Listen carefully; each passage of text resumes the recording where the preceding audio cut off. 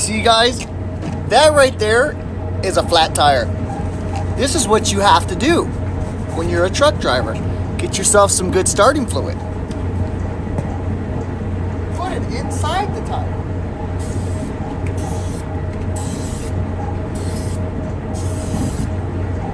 Get yourself a lighter.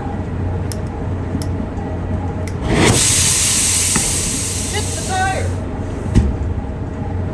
Heat pops on. Give it some air.